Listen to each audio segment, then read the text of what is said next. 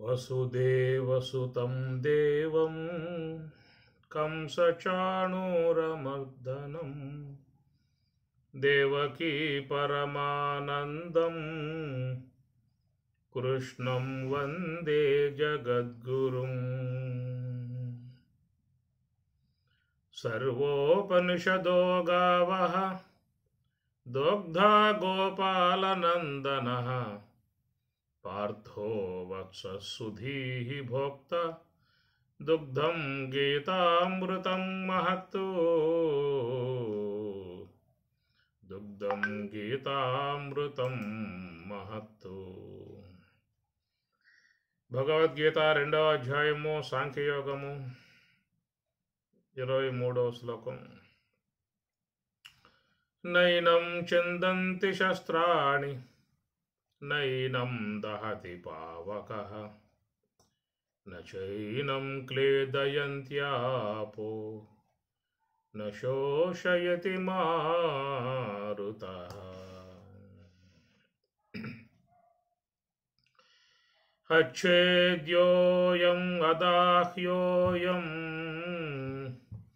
అక్లేద్యో శోషయేవ చ నిత్యః సర్వగతస్థాణుః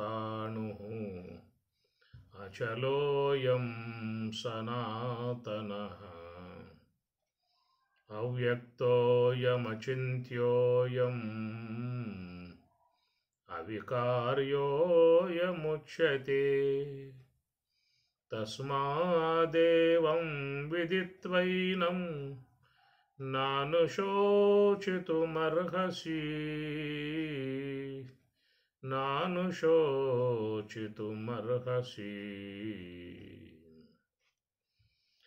నైనం ఛందంతి శస్త్రాణి నైనం దహతి పావకః నచైనం క్లేదయంత్యాపో న శోషయతి మారుతః అని చెప్పనంటూ నేను దీని మీద ఒక విశ్లేషణాత్మక అంశముగా ప్రయాణం చేయటం జరిగింది.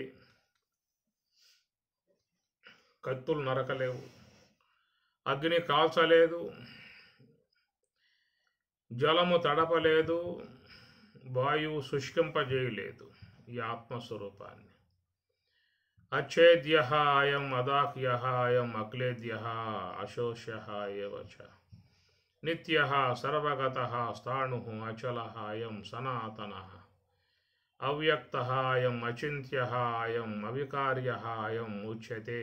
ఇవన్నీ కూడా విధేయ విశేషణాలు అని చెప్పని అంటారు. బ్రహ్మమును ఉద్దేశించి చెప్పేటువంటివి చాలా ఉన్నాయి లక్షణాలు. ఆ లక్షణాలు 2 రకాలుగా ఉంటాయి. విధేయ విశేషణములు, నిషేధ్య విశేషణములు అని 2 రకాల విశేషణాలతో బ్రహ్మమును ప్రతిపాదన చేసే విధానం ఉంటుంది. అనేక లక్షణాలు ఉన్నటువంటి వాటిలలో ఇక్కడ చెప్పేవన్నీ కూడా నిత్యః సర్వగతః స్థాణుః అచలః అయం సనాతనః అవ్యక్తః అచింత్యః అవికార్యః ఇవన్నీ కూడా మరి విధేయ విశేషణాలు ఉన్నాయి, నిషేధ్య విశేషణాలు ఉన్నాయి. నిత్యః సర్వగతః స్థాణుః అయం సనాతనది ఇది విధిముఖ విశేషణాలుగా చెప్పే విధానం. అవ్యక్తః అచింత్యః అవికార్యః అనేటువంటివన్నీ కూడా నిషేధముఖముగా చెప్పేటువంటి లక్షణములు అర్థం. ఎందుకంటే మరి బ్రహ్మమనబడేటువంటి యొక్క వస్తువు భగవంతుడు బ్రహ్మము ఇంద్రియ గోచరమయ్యేటువంటి వస్తువు కాదు. ఇంద్రియ గోచరం కానటువంటి దానిని లక్షణములతో తెలుసుకోవాల్సి ఉంటుందన్నమాట. లక్షణ ప్రమాణాభ్యాం వస్తు సిద్ధి అని అన్నారు. ఒక వస్తువును సిద్ధింపజేసుకోవాలంటే మనకు ప్రమాణములన్నా ఉండాలి, లక్షణములన్నా తెలియాలి. ఏవో ఒకటి ఉంటేనే మనకు ఆ వస్తు స్వరూపం తెలియబడే అవకాశం ఉంటుంది. లక్షణ ప్రమాణాభ్యాం వస్తు సిద్ధి అని చెప్పిన విధానం. వస్తు సిద్ధి ఒకదాన్ని సిద్ధింపజేసుకోవాలంటే లక్షణ ప్రమాణాభ్యాం. ప్రమాణములు అనే విషయం వచ్చినప్పుడు అక్కడ మనకి పతంజలి 3 చెప్పుకొచ్చాడు.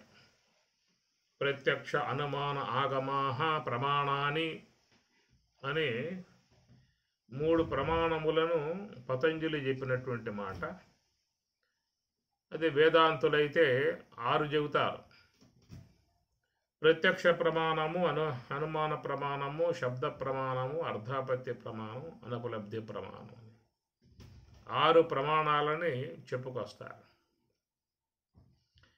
ప్రత్యక్ష ప్రమ, అనుమితి ప్రమ, శాబ్ది ప్రమ, అర్ధాపత్తి ప్రమ, ఉపపత్తి ప్రమ, అనుపలబ్ధి ప్రమ. ప్రమ అంటే తెలియబడే అంశాన్ని ప్రమ అని చెప్పని అంటారు. ఈ ప్రకారంగా మనకి వేదాంతులైతేనేమో 6 చెప్పుకొచ్చారు. అయితే వైష్ణవ సిద్ధాంతంగా చూస్తే వాళ్ళు 8 బోధించారు. 8 ప్రమాణాలనే వాళ్ళు చెప్పినటువంటి విధానము. ప్రధానముగా ఉండేటువంటి 3 ప్రమాణాలు. 3 ప్రమాణాలు అది ప్రత్యక్ష, అనుమాన, ఆగమాహ 3 ప్రమాణాలు ప్రధానంగా ఉంటాయి. కాబట్టి మూడింటిని ప్రయోగించి తెలుసుకునే విధానం లోకంలో సాధారణంగా వ్యక్తులు చేస్తూ ఉంటారు. ఇప్పుడు ప్రత్యక్షంగా గోచరించే ఇంద్రియాలు గోచరిస్తూ ఉన్నాయి. ఇది ప్రత్యక్ష ప్రమ అన్నారు. నేత్రేంద్రియాన్ని గోచరించేవి కొన్ని ఉంటాయి. నేత్రాన్ని గోచరించనివి చెవికి తెలియబడతాయి. చెవికి తెలియబడినటువంటివి ఘ్రాణానికి గోచరిస్తాయి. ఘ్రాణమునకు తెలియబడకుండా ఉన్నటువంటివి నాలుకకు గోచరిస్తాయి. నాలుకకు తెలియబడకుండా ఉన్నటువంటివి దేహానికి గోచరిస్తాయి, స్పర్శ. అందువల్ల ఇక్కడ మనకి శ్రోత్ర, త్వక్కు, చక్షు, జిహ్వ, ఘ్రాణం అనబడేటువంటివి 5 ఇంద్రియాలు మనకు ప్రకృతి ప్రసాదించిన విధానం. 5 ద్వారా మనం లోకంలో తెలుసుకునే ప్రయత్నం చేస్తూ ఉన్నాం. కాబట్టి కంటితో చూసేవి కొన్ని అయితే, చెవితో తెలుసుకునేవి కొన్ని, ఘ్రాణం ద్వారా తెలుసుకునేటువంటివి గంధాదులు, నాలుక ద్వారా తెలుసుకునేటువంటివి రసాదులు. ఈ ప్రకారంగా మనం ఇంద్రియ సహకారముతో తెలుసుకోవటం అన్నటువంటి విధానం కలిగి ఉన్నాం. అదే నేత్రములు లోపించిన వాళ్ళు చూస్తామనేటువంటిది అవకాశం లేదు. అట్లా వినికిడి లోపించినటువంటి వారికి శబ్ద సంబంధమై ఉన్న జ్ఞానం కలగదు.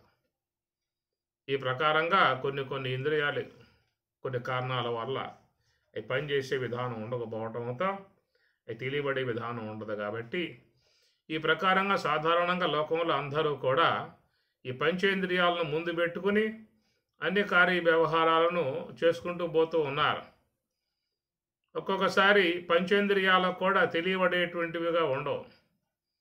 పంచేంద్రియాల గోచరించకుండా ఉన్నటువంటి యొక్క వాటిని మనం అనుమానము ద్వారా తెలుసుకునే విధానం ఉంటుంది. అక్కడ అది ఉండవచ్చు అనేటువంటి ఒక భావన, దాన్ని అనుమానము అని చెప్పని అంటారు. అనుమానముతో దాన్ని మనం ఊహించే విధానం ఉంటుంది. ఈ ప్రకారంగా దాన్ని అనుమాన ప్రమాణము అనే మాట వాడారు. ప్రత్యక్ష ప్రమాణాలంటే కంటితో చూస్తామని, చెవులతో వింటామని, ముక్కుతో గంధాన్ని తెలుసుకోవటం అని చెప్పి, నాలుకతో రుచి తెలుసుకోవటం, ఇవన్నీ కూడా ప్రత్యక్షముగా గోచరిస్తూ ప్రతి అక్షం ఇంద్రియం ప్రత్యక్షం.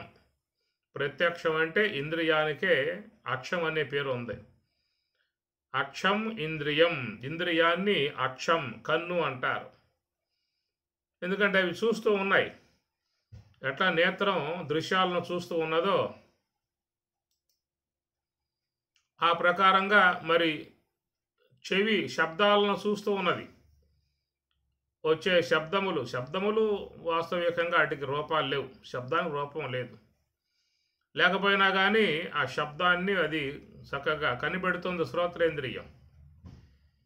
వచ్చే శబ్దం సానుకూలంగా ఉందా, వ్యతిరేకంగా ఉందా, కఠినంగా ఉందా, మృదువుగా ఉందా, నిందారూపకంగా ఉందా, పొగిడే విధానంగా ఉందా, సత్యాన్ని చెప్పే విధానంగా ఉందా, అసత్యాన్ని చెప్పే విధానంగా ఉందా అని ప్రకారంగా ఆ శబ్దం రూపం లేకపోయినా దాంట్లో ఉన్నటువంటి తేడాలని తెలుసుకోగలిగే విధానంగా శ్రోత్రేంద్రియం ద్వారా కలుగుతుంది. కాబట్టి ఇక్కడ రూపరహితమై ఉన్నటువంటిదైనప్పటికీ కూడా శబ్దం యొక్క సంబంధమై ఉన్న రూపాలని వివిధ రూపాలు, అనేక రూపాలు, శబ్దములు అనేక రూపాలు కలిగి ఉన్నాయి.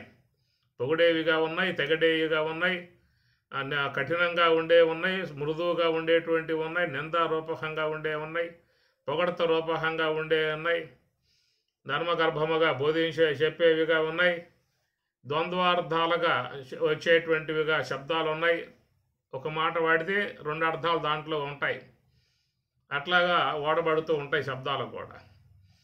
ఈ ప్రకారంగా వాటి రూపాలని చక్కగా నేత్రం చూస్తూ ఉంది. కాబట్టి శ్రోత్రం, ఆ శ్రోత్రాన్ని నేత్రం అన్నారు. కన్ను, అది కూడా కన్నే, అక్షం ఇంద్రియం అన్నారు. అదే ప్రకారంగా నాలుగు గోచరించేటువంటివి కూడా రసం అన్న ప్రధానంగా.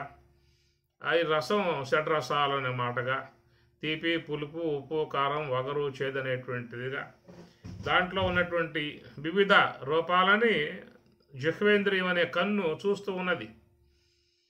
కనుక జిహ్వేంద్రియ పరిధికి వచ్చినట్లయితే అది కారమా, ఉప్పా, వగరా, చేద, మిశ్రమమా, ఏదో రకంగా అది అన్నిటిని కూడా చూడగలిగే విధానం కన్ను అన్నారు. నాలుకను కూడా ఈ ప్రకారంగా విశ్వములో ఉన్నటువంటి ఇవన్నీ కూడా పంచభూతాలలో చేరి ఉన్నటువంటి వాట్లను మన ఇంద్రియ సహకారముల ద్వారా అవి తెలుసుకునేటువంటి వాళ్ళముగా ఉన్నాం. ఈ ప్రకారంగా ఈశ్వర నిర్మితములో జగత్తులో సర్వేశ్వరుని ద్వారా ఇవ్వబడ్డటువంటివి 5 ఇంద్రియాలు. అవి మనం కోరినటువంటివి కావు, మనం అడిగితే వచ్చినటువంటివి కావు. మరి ఎట్లాగా అని చెప్తే ఆ ప్రకారంగా ఆయన చేసిన విధానము కాదు. అది ఈశ్వరునికి ఏ యొక్క సంకల్పాత్మకముగా ఆయన భావించాడో ఆ ప్రకారంగా ఆయన చేసుకుంటూ వెళ్ళిపోయాడు. కనుక విశ్వంలో ఉన్నటువంటి వాటిని తెలుసుకోవటానికి మనకు ఒక 5 ఇంద్రియాలను ప్రసాదించిన విధానము, దాన్ని ప్రత్యక్ష ప్రమాణము అనే మాటగా వాడతారు. ప్రత్యక్షములుగా ఉన్నటువంటి వాటిలను గోచరింపజేసుకోవచ్చు, ప్రత్యక్షం చేసుకోవచ్చు అని చెప్పని. అట్లా ఇంద్రియ పరిధికి చేరకుండా ఉన్నాయి చాలా అంశాలు ఉంటాయి లోకంలో. అవన్నీ కూడా మరి కారణాన్ని బట్టి కార్యాన్ని మనం ఊహిస్తూ ఉంటాం. వాడు ఈ మాట అన్నాడు అంటే అసలు కారణం ఏమిటి అని అంటాం. ఆ వ్యక్తి వచ్చాడు అని చెప్పనంటే ఎందుకు వచ్చిన కారణం ఏమి, ఆ వ్యక్తి ఆ విధంగా చేశాడు అని చెప్పనంటే ఏ కారణం వల్ల అట్లా ప్రవర్తించాడు. ఇట్లా ప్రతిదానికి ఒక కారణాలు అనేటువంటివి ఉంటాయి. మన కారణాలు తెలియకుండా కార్యములు గోచరిస్తూ ఉంటాయి. మామూలుగా మన జీవితంలో చాలా అంశాలను ఇక్కడ ఈ దృక్కోణంలో చూస్తున్నటువంటి అంశమే. అనుక్షణం మన జీవన విధానములో ఏమిటి కారణం, అసలు వాడు ఏడ్చాడు, ఎందుకు ఏడ్చాడు, దాని కారణం ఏమిటి, వాడు ఆ విధంగా వెళ్ళొచ్చాడు, ఎక్కడికి పోయి వచ్చాడు, దాని కారణం ఏమిటి, వాడు ఆ పని చేశాడు, ఆ పని చేయటంలో గల కారణం ఏమిటి. ఇట్లా మనం చాలా విషయాల మీద కారణాలను ఎతుకుతూ ఉంటాం. ఆ కారణాలు కొన్ని తెలియబడవచ్చు, కొన్ని తెలియకుండా పోవచ్చు.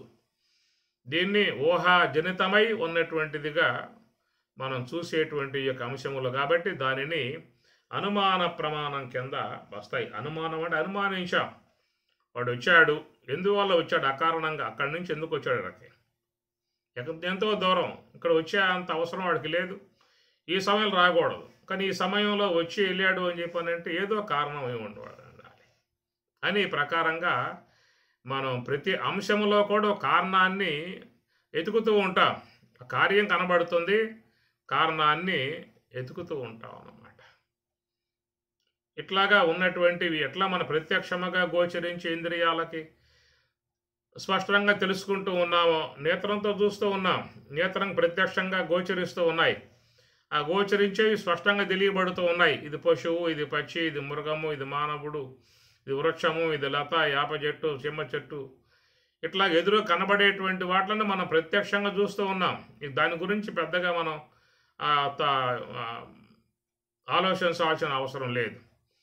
కానీ అనుమానం యొక్క సంబంధమై ఉన్న దాంట్లో మాత్రమే ఎక్కువ శాతం వ్యక్తి వాటి యొక్క ఆధారాలు గుర్తించడానికి ఎంతో ప్రయత్నం చేసే విధానం ఉంటుంది. కనుక రెండో దాన్ని అనుమానముతో తెలుసుకోవటం అనేటువంటి యొక్క అంశం అన్నమాట. అట్లాగా భగవంతుని విషయం కూడా ఈ కోణంలోనే భగవంతుడు ఉన్నాడు అని చెప్పిన మాటకి మరి ఈ యొక్క విశ్వమంతా కూడా కార్యజాతంగా ఉంది కాబట్టి కార్యజాతమై ఉన్నటువంటి ఈ యొక్క విశ్వాన్ని ఎవరో చేసి ఉండాలి కనుక ఆ చేసి ఉన్నటువంటి వాడు ఎవడనే విషయం మీద ఆయనే భగవంతుడు అనేటువంటి మాట మీద సాగేటువంటిది. బ్రహ్మసూత్రాలలో కూడా ఒక అంశం వస్తుంది, జన్మాద్యస్య యతః అని సూత్రం వస్తుంది. జన్మ ఆది యస్య యతః, ఈ జన్మ ఆది, జన్మ అంటే పుట్టుక, ఆది జన్మ ఆది యస్య యతః అనగా ఈ యొక్క సృష్టి స్థితి లయాలు ఏవైతే ఉన్నాయో ఇవి ఎవరి వల్ల ఏర్పడుతున్నవి అనేది ఒక సూత్రం మనకి బ్రహ్మసూత్రాలలో వస్తుంది. జన్మ ఆది యస్య యతః, యస్య యతః ఎవని వల్ల ఇది అనేటువంటి విషయం వచ్చినప్పుడు అక్కడ మరి అనేక సిద్ధాంతకారులు దాని మీద ఇది కారణము అనేదిగా ఒకడు వాళ్ళు చెప్పడం జరిగింది. అనగా అద్వైతులైతే బ్రహ్మము కారణం అంటారు, విశిష్టాద్వైతులైతే వాళ్ళు విష్ణువే దానికి కారణం అని చెప్పని అంటారు, శాక్తేయులైతే అమ్మవారే ఆ విధంగా చేసిందని చెప్పని అంటారు. అదే శాక్తేయులు శైవులైతే మా పరమశివుడే చేశాడని చెప్పేసి అని వాళ్ళు చెబుతారు. ఇట్లా అన్య మతస్థులు కూడా వాళ్ళు కూడా మా దేవుడే చేశాడని చెప్పిన వాళ్ళు. ఈ ప్రకారం ఏంటంటే దాంట్లో సూత్రం మాత్రమే ఉన్నది, జన్మ ఆది యస్య యతః ఎవని వల్ల ఏర్పడింది అనేటువంటి విధానం మీద వాళ్ళ సిద్ధాంతకారులు మా దేవుడే చేశాడని చెప్పేసి అని అట్లా ఒక వాదన కూడా ఉందన్నమాట. యవ్వని చేజనించు జగమెవ్వని లోపల నుండు లీనమై యవ్వని ఎందుడిందు పరమేశ్వరుడెవ్వడు, మూల కారణం బెవ్వడనాది మధ్యలయుడెవ్వడు, సర్వము తానయైన వాడెవ్వడు, ఎవ్వడు ఎవ్వడు ఎవ్వడు ఎవ్వడు. ఇది అనాదిగా ఈ ప్రశ్న సాగుతూనే ఉంది. ఇప్పటికి కూడా తెగల క్రైస్తవులు మా దేవుడే అంటారు, వాళ్ళు ఇస్లామిక్ వాళ్ళే మా అల్లా అని చెప్పని అంటారు. ఈ ప్రకారంగా ఒక్కొక్క సిద్ధాంతకారులు ఒక్కొక్క దేవతా విధానంగా చెప్పుకొచ్చే విధానం ఉంది కాబట్టి మరి ఎవరి వల్ల ఏర్పడింది అనేటువంటి యొక్క మాట మీద సాగుతున్నటువంటి ఒక అంశము. కాబట్టి ఏంటంటే ఇక్కడ అనుమాన ప్రమాణం అన్న ఎవడో ఒకడు ఉన్నాడు అని చివరికి నీకు తెలియదు ఏంటంటే ఎవరన్నా కావచ్చు కాక, కానీ ఎవరో అతను ఉన్నాడు, అది శుద్ధంగా తెలియదు, కానీ ఎవరో ఉన్నారు. ఎందుకంటే ఎదురుగా కార్యం కనబడతా ఉంది. కార్యం కనబడ కారణం అనేది కారణం ఉంటుంది, కారణం లేకుండా కార్యం ఉండదు కదా. బంగారం లేకుండా ఆభరణాలు ఉండవు, మట్టి లేకుండా ఘటాలు ఉండవు. ఘటములు ఉన్నాయంటే అది మట్టి కారణమై ఉన్నది, ఆభరణాలు ఉన్నాయంటే బంగారం కారణమై ఉన్నది, అలలు ఉన్నాయంటే సముద్రం కారణమై ఉన్నది. కాబట్టి కార్యములు అనబడేటువంటి మధ్యలో వచ్చి గోచరించిపోతూ ఉంటాయి, కానీ కారణం మాత్రం ఎప్పటికీ ఉండాలి. ఆ ప్రకారంగా అలలు అనేటువంటివి సముద్రాన్ని ఆధారంగా చేసుకుని ఉన్నట్లుగా ఆభరణాలన్నీ కూడా బంగారాన్ని ఆధారంగా చేసుకొని ఉన్నట్లుగా ఘటాలన్నీ కూడా మట్టిని ఆధారంగా చేసుకుని ఉన్నట్లుగా మరి విశ్వమంతా కూడా మరి దేన్ని ఆధారంగా చేసుకుని ఉన్నది అన్నది ఇక్కడ ప్రశ్న అన్నమాట. ప్రశ్నగా ఉండిపోయింది. కానీ ఉదాహరణగా చెప్పిన విషయాల్లో మాత్రం సందేహాలు లేవు.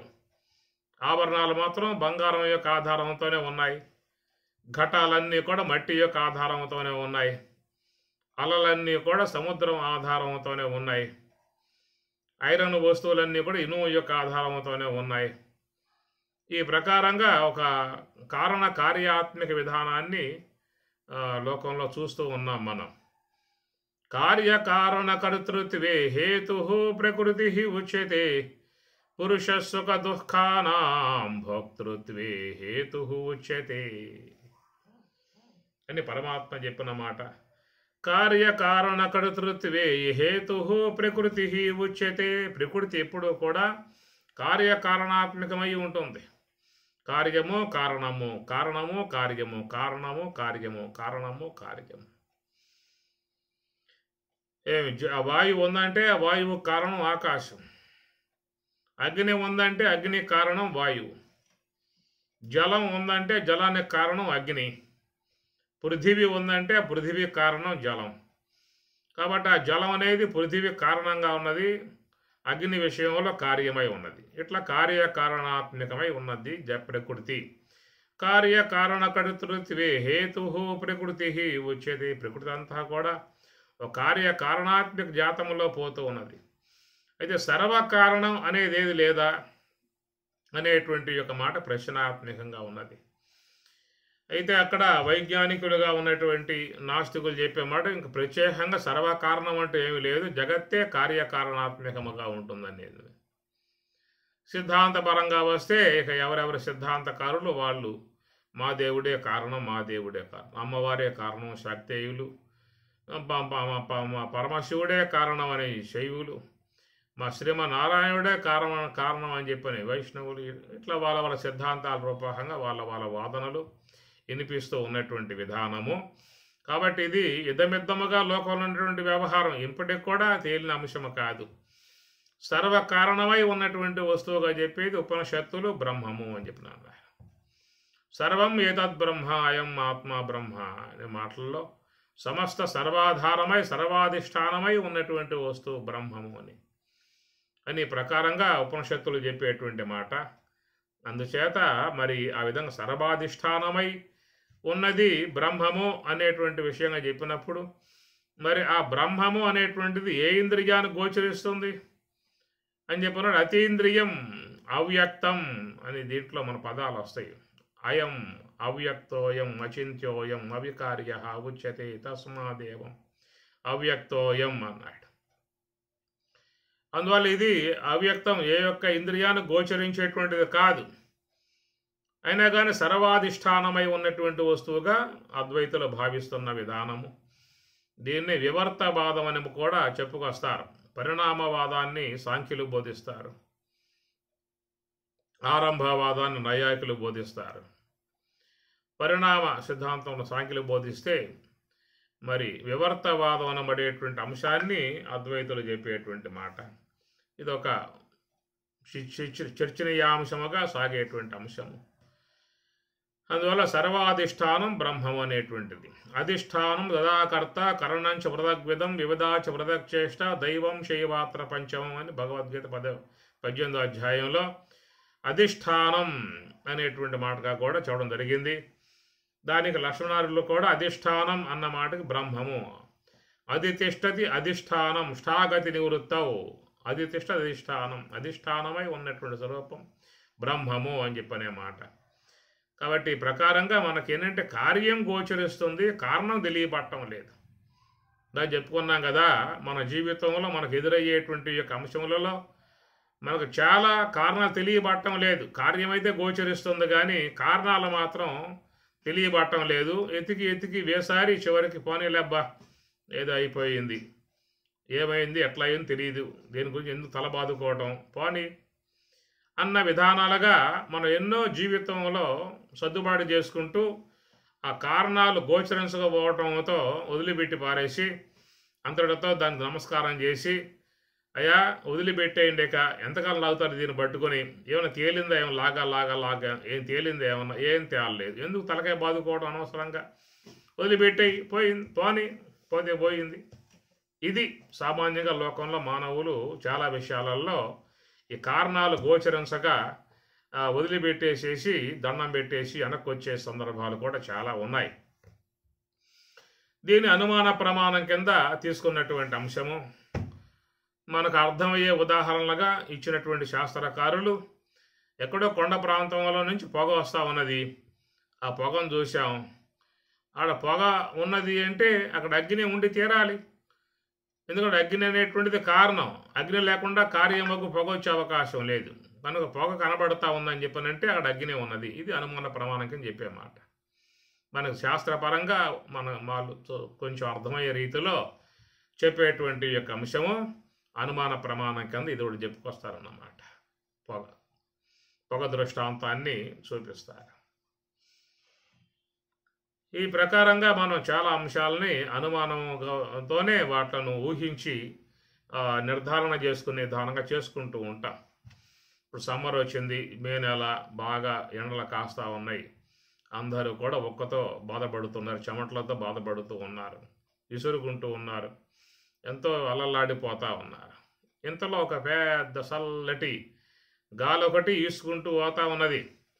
ఆ చల్లటి గాలి వీస్తూ ఉంటే అప్పుడు ప్రాణం ఎగిరి చక్కగా ఉపశమించింది.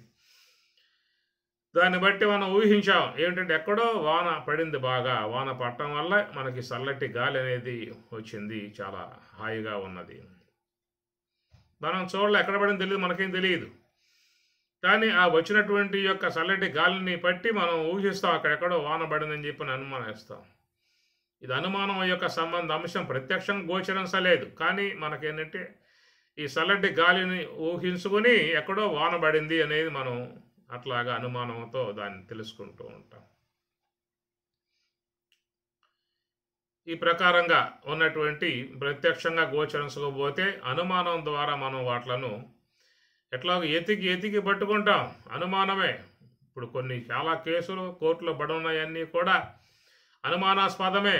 జడ్జి తీర్పు ఇవ్వడు, వాదోపాదాలు విన్న తర్వాత, నిగ్గు తేలిన తర్వాత, ఆ సాక్ష్యాధారాలన్నీ కూడా బయటకు వచ్చిన తర్వాతనే ఆయన తీర్పు ఇవ్వాలి తప్ప ముందుగా తీర్పు ఇచ్చే అవకాశాలు లేవు.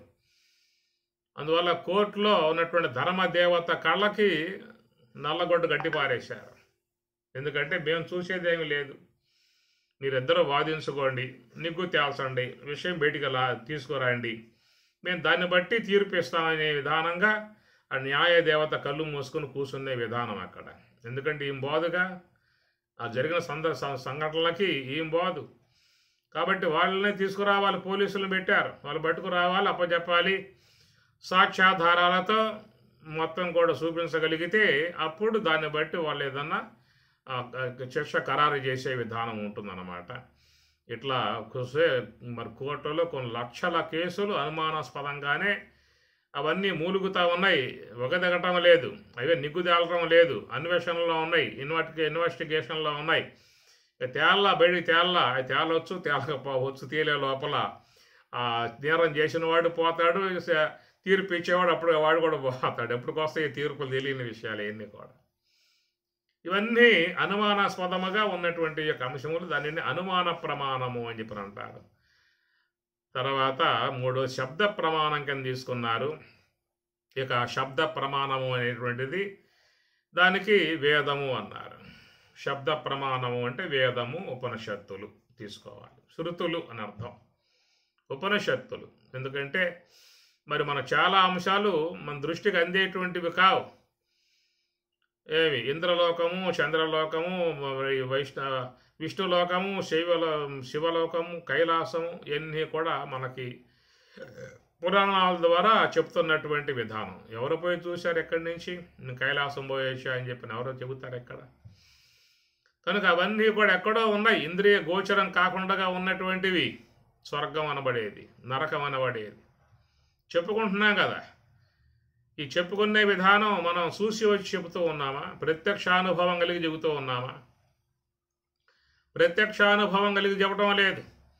శాస్త్రం చెప్పింది కాబట్టి చెప్పినటువంటి అంశాల మీద నమ్మకాన్ని ఉంచి, అయ్యా నరకం ఉందరా, పాపకార్యాలు చేయమాక, నరకంలో పడితే ఇబ్బంది పడతావు నువ్వు అని చెప్తూ ఉన్నాం.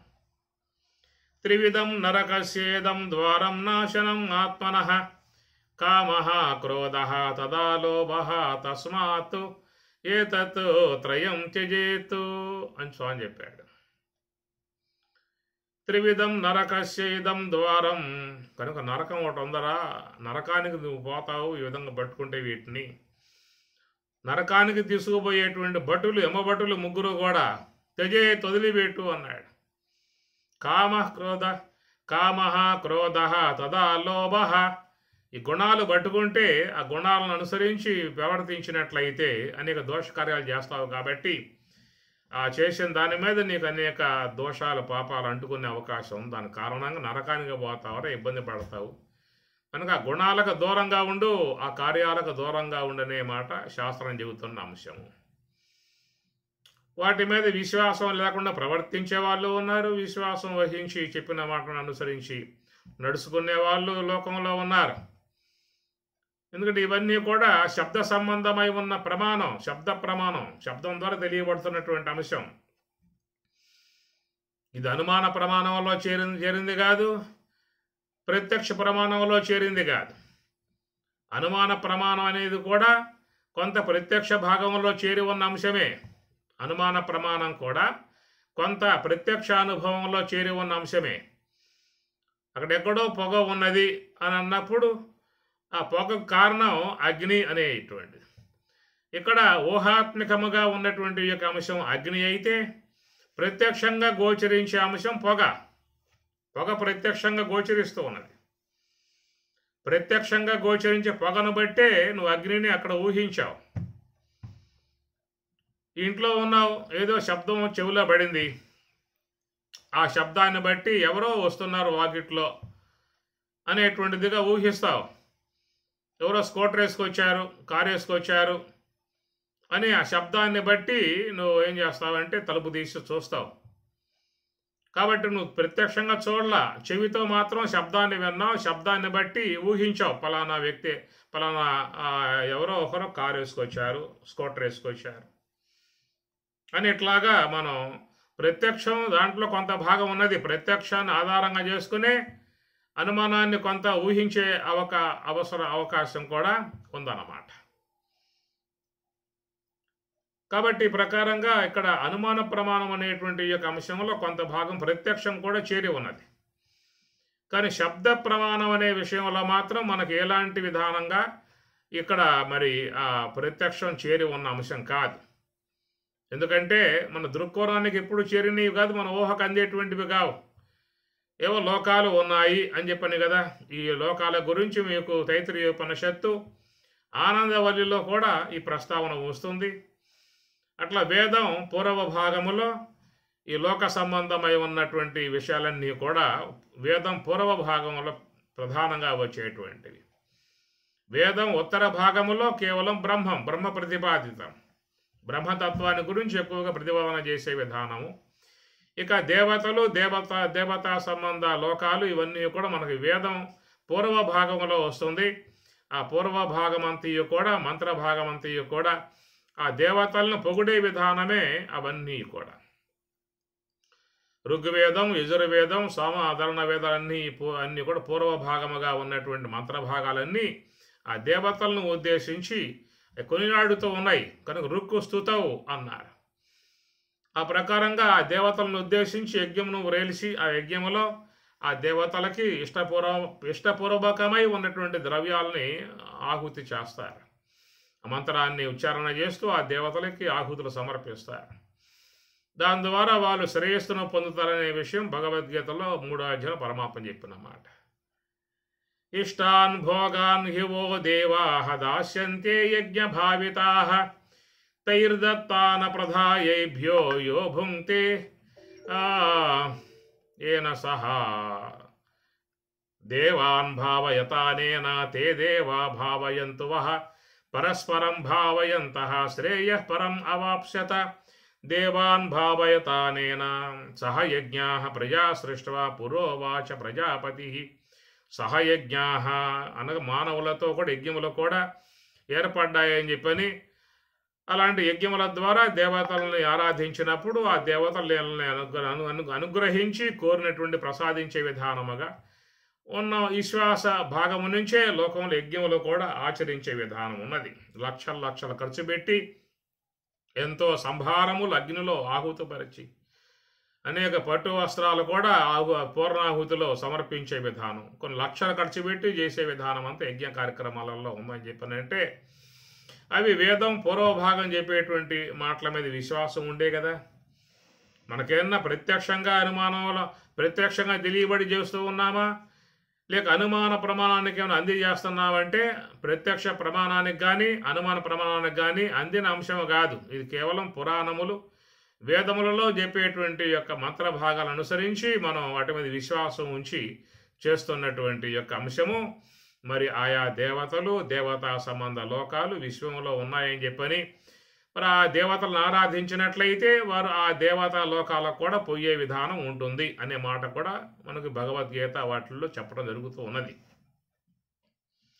యాంతి దేవవ్రతా దేవాన్ పితॄన్ యాంతి పితృవ్రతాః భూతాన్ని యాంతి భూతేజ్యా యాంతి మధ్యాజునోపి మాం అని స్వామి కూడా చెప్పాడు భగవద్గీతలో.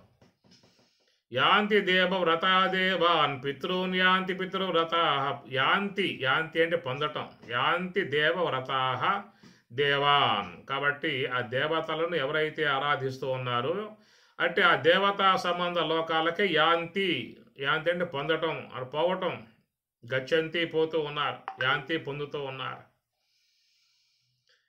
కనుక ఈ ప్రకారంగా మరి సాత్వికమై ఉన్నటువంటి యొక్క సాత్విక భక్తి కలిగి ఉన్నటువంటి వారు సాత్విక దేవతలను ఆరాధిస్తారు. రజోగుణ భక్తి కలిగి ఉన్నటువంటి రజోగుణ సంబంధమైన దేవతలను ఆరాధిస్తారు.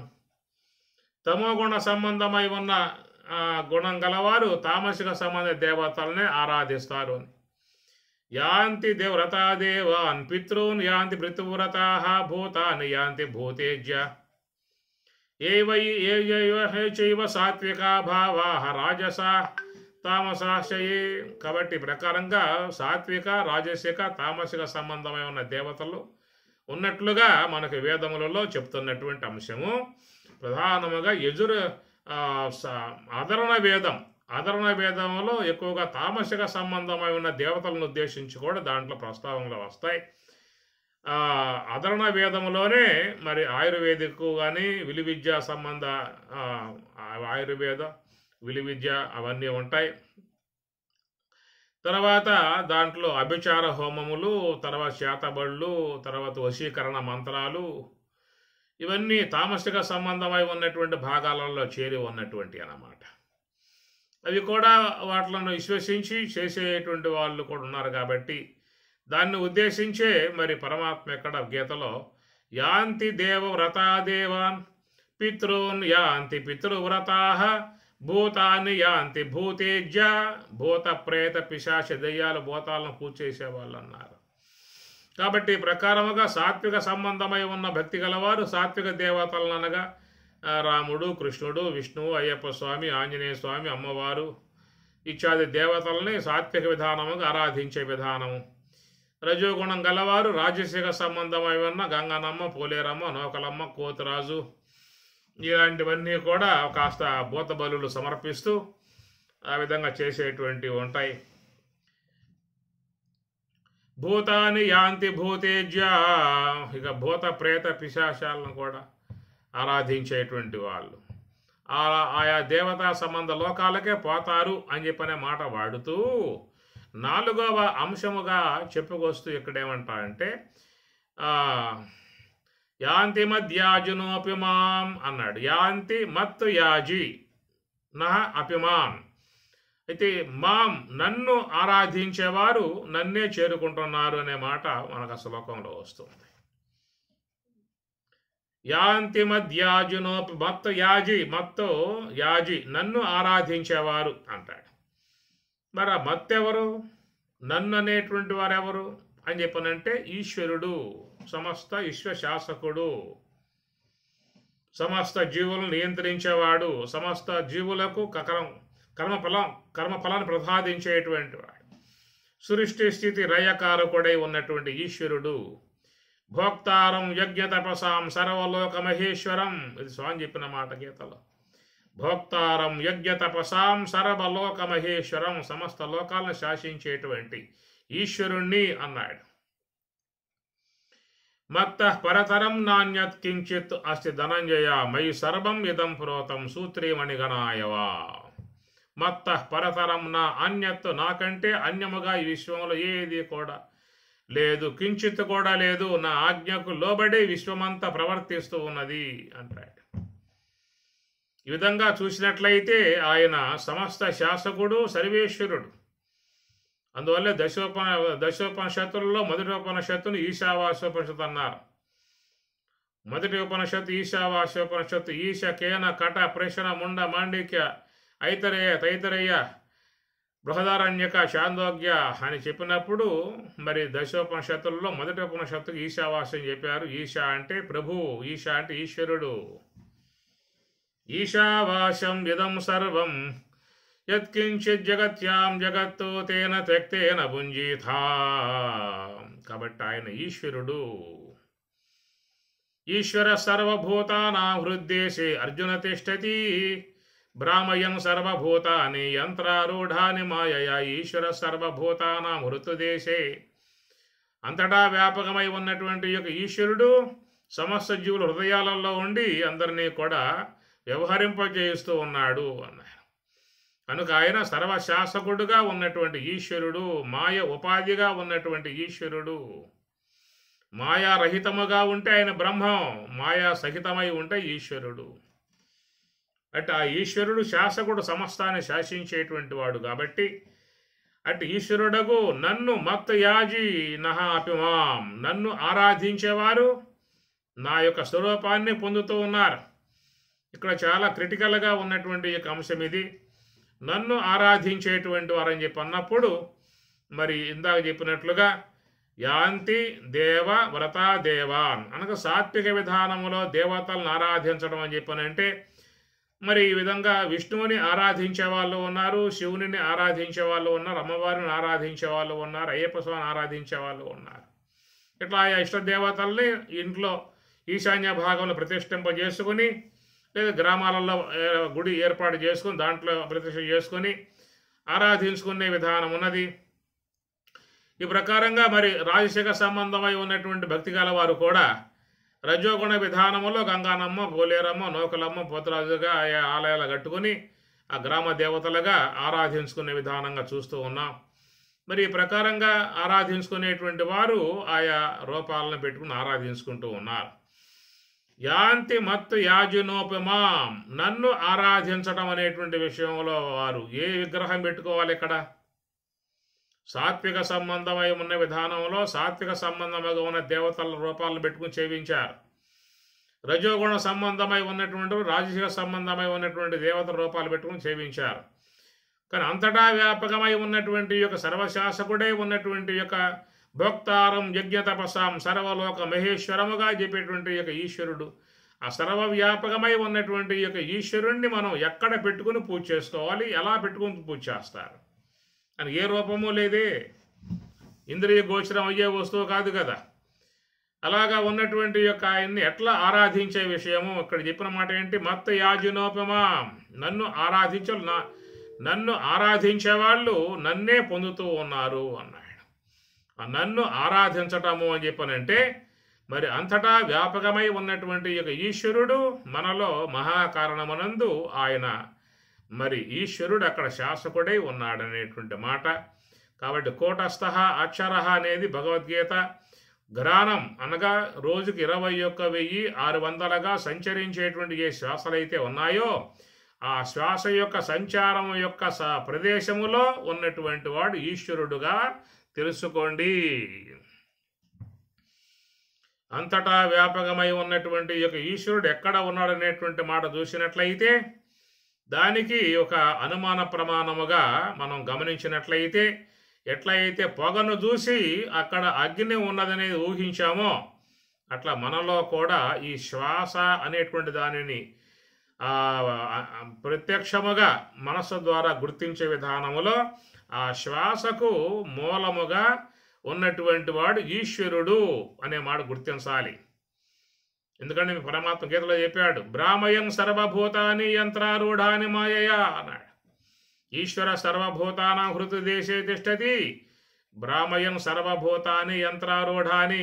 బ్రాహ్మయన్ తిప్పుతూ ఉన్నాడు, యంత్రారూఢాని యంత్రములో కూర్చున్నటువంటి వాడు తిరుగుతూ ఉంటే తిప్పేవాడు పక్కన ఉంటాడు. అట్లాగా మనలో ఈ యొక్క శ్వాస అనబడేటువంటి యొక్క వస్తువు ఉంటేనే సమస్త మానవుల వ్యవహారం ఉన్నది లోకంలో. 84 లక్షల రకాలుగా ఉన్నటువంటి జీవులన్నీ కూడా చక్కగా వాటి వ్యవహారం చేసుకుంటున్నాయి అని చెప్పనంటే శ్వాస ఉండబట్టి. ఆ ఒక్క శ్వాస లేకపోయిందా అంటే ఏ వ్యవహారము లేదు. అందువల్ల అహర్నిశలు రేయింపవాళ్ళు విశ్రాంతి లేకుండగా అనుక్షణం సంచారం కలిగి జీవితానికి బ్రతుకుని ప్రసాదించి సమస్త జీవులు ఉనికిని ప్రసాదించి సమస్త జీవులు జీవన యోగ్యముగా ఉండే విధానముగా ఏ యొక్క ఊపిరి అనబడేటువంటి యొక్క శ్వాస కంటి కనబడదు, ఏ ఇంద్రియాన్ని గోచరించదు.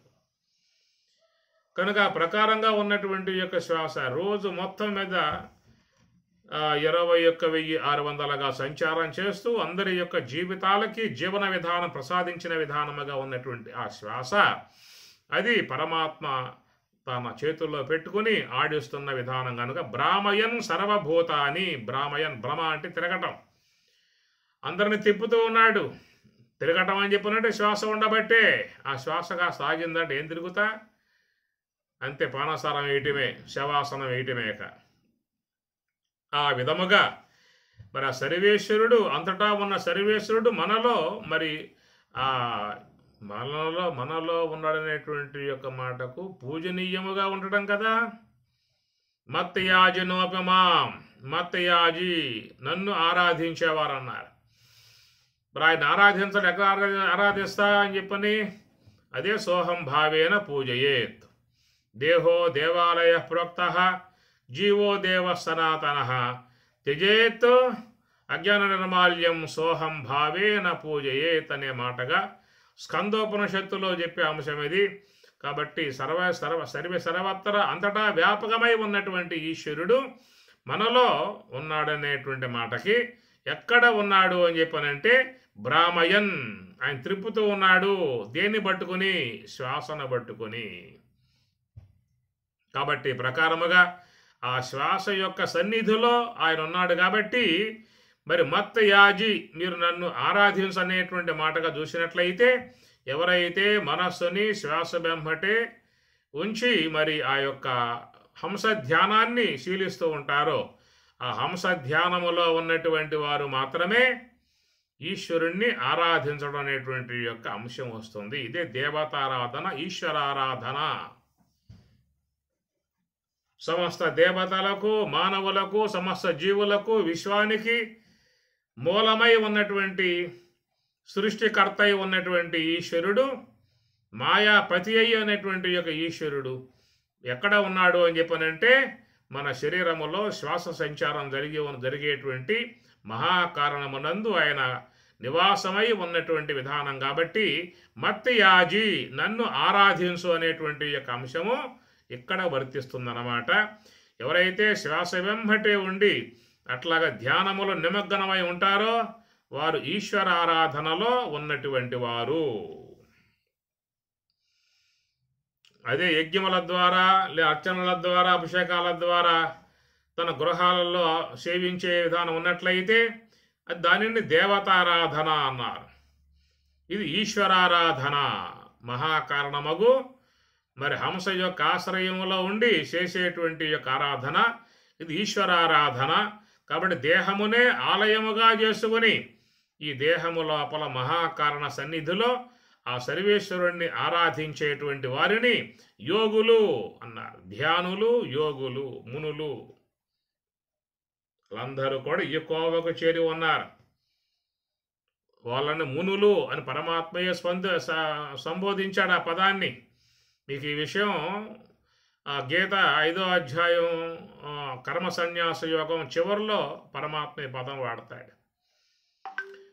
స్పర్శాన్ కృత్వా బహిః బాహ్యాం చక్షుశ్చైవాంతరే భ్రువోః ప్రాణాపానౌ సమౌ కృత్వా నాసాభ్యంతరచారిణౌ యతేంద్రియమనో బుద్ధిః మునిః మోక్షపరాయణః అన్నాడు. మునిః మోక్షపరాయణః. కాబట్టి వాళ్ళు, ఆ మునులు మోక్షం పట్ల అపేక్ష కలిగి ఉన్నారు అన్నాడు. సాధారణంగా లోకములో దేవతా సంబంధమై ఉన్న ఆరాధన చేసేటువంటి వారు మోక్షం పట్ల అపేక్ష ఉండి చేయటం లేదు. వాళ్ళకు ఉన్నటువంటి యొక్క సమస్యలు కానీ, బాధలు కానీ, దుఃఖాలు కానీ, కలిసి రాకపోవటం కానీ, ఇబ్బందులు కానీ అనేక రకాలైనటువంటి యొక్క వాటిని ఉద్దేశించి ఆ దేవతారాధన చేసే విధానం ఉంటుంది. ఇక్కడ చూస్తే పరమాత్మ చెప్పే విషయంలో మోక్షపరాయణ, మోక్షం పట్ల అపేక్ష ఉన్నటువంటి వాడిని మునిహి అనే పదం వాడాడు. కాబట్టి వారిని మునులు అన్నారు, యోగులు అన్నారు, ధ్యానులు అన్నారు, యతీశ్వరులు అన్నారు, యతులు అన్నారు. ఇవన్నీ కూడా ఇక్కడే వస్తుంది. బాహ్యారాధన చేసేటువంటి వారిని యోగులు, ధ్యానులు, మునులు, యతులు అనే పదాలు అక్కడ వాడరు. అవి కేవలం భక్తులు. భక్తి సంబంధమై ఉన్న విధానం కాబట్టి భక్తులు అంటారు తప్ప ఇవన్నీ ఎక్కడొస్తాయని చెప్పానంటే ఎవరైతే దేహమునే దేవాలయముగా మలుసుకుని ఆ దేహము లోపల ఉన్న ఈశ్వరుడు ప్రాణపతిగా ఉన్నటువంటి ఈశ్వరుణ్ణి ఆ హంస యొక్క ఆశ్రయం ద్వారా ఆరాధించేటువంటి వారిని ముని మోక్షపరాయణ. ముని ఎందుకన్నారు అక్కడ అంటే వాచం యమః ముని అంటారు. ఎందుకు ఆ ముని అనే పదం వచ్చిందని చెప్పానంటే వాచం యమః ముని, వాక్కుని నియమించారు కనుక ధ్యాన మార్గంలో పయనించేటువంటి వారు, యోగమును శీలించేటువంటి వారు చక్కగా వాళ్ళు ఎప్పుడూ కూడా మౌనాన్ని పాటిస్తారు, ఎక్కువ మాట్లాడరు. ఎక్కువ మాట్లాడటం వల్ల అనేక సంకల్పాలు వచ్చే అవకాశం ఉంటుంది కనుక మాటలు అనబడేటువంటివన్నీ కూడా మూలం సంకల్పం. సంకల్పం లేకుండా మాటలు లేదు. అందువల్ల అనేకమైన సంకల్పాలు పుడతాయి కాబట్టి అలాంటి సంకల్పాలకు తావు లేకుండా చేయాలంటే మాటలు బంధించాలి. మౌనం ఆత్మ వినిగ్రహ, పరమాత్మ అన్నమాట. ఏమిటయ్యా మౌనము అని చెప్పానంటే వాక్కు బంధించడం కాదు. మౌనం ఆత్మ వినిగ్రహ, ఆత్మ అంటే మనస్సు. కాబట్టి మనసు అనేటువంటి దాంట్లో ఉన్నటువంటి ఆలోచనలను లేకుండా చేయటమే మౌనం అని స్వామి చెప్పిన మాట. మనకు అర్థమైన అంశం ఏంటంటే ఈ పూటంతా మాట్లాడకుండా ఉంటాం, దాన్నే మౌనం అనే భావంగా మనం భావించుకుంటూ ఉన్నాం.